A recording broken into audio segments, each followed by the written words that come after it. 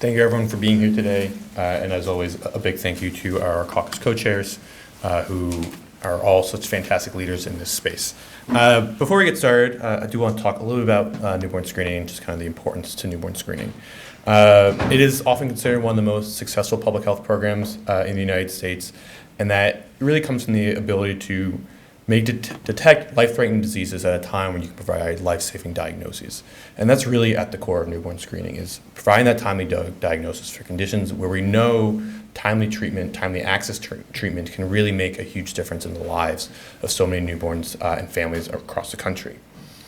And newborn screening has been able to save thousands of lives, and moving forward can help save tens of thousands more lives if the system can help grow and help meet the moment. And we really are at an interesting moment within newborn screening. We see a lot of growing therapies available within the rare disease space, which is a key part of newborn screening. We see a lot of interesting and new developments within genomic sequencing technologies that could have an impact on newborn screening. How will have an impact is still very much up for discussion. How that can be included is a very interesting conversation. And so we see a lot of the science around rare disease and newborn screening really starting to accelerate and provide an opportunity to grow newborn screening.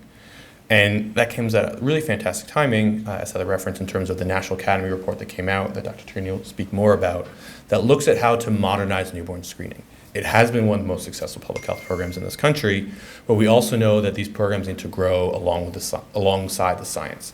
And that if we can't make those improvements to ensure the fact that this program can work successfully, that we are not losing individuals through newborn screening programs, that the treatment is there, that the technology is there, that the education and follow-up is there, we have a risk of missing the moment, of ensuring the fact that we let newborn screening fall from being the most successful public health programs to where it had been previously, where it was a fantastic program, but you saw a lot of disparities across the country.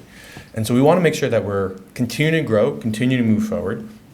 But unfortunately, part of the reason we're also at an interesting moment within newborn screening is because we're starting to see some of the federal leadership in this space falter, whether it is the termination of the ACHD&C, which helps to oversee the Russell review process, or proposed cuts to federal newborn screening programs. We know we need federal leadership in this space, and we know that it plays a huge role in signaling to the states, here is what you can do. States do, at the end of the day, have the final decision on a lot of these aspects, but the federal government and federal advisory committees can play a huge role in saying, here's what you should be doing. Here's what newborn screening can be across the country. And we're really excited because we think here is that moment to stand up and say, newborn screening is vital to this country, is vital to the lives of so many newborns, and provide that diagnosis. And we can take some of the report, also take conversations that have been occurring with the newborn screening for years before the report, and really move it forward to ensure the fact that we can protect, expand, and restore this newborn screening program, and ensure the fact that it expands to meet the moment and will continue to grow alongside all the science within newborn screening. And so again, I thank you so much for being here today.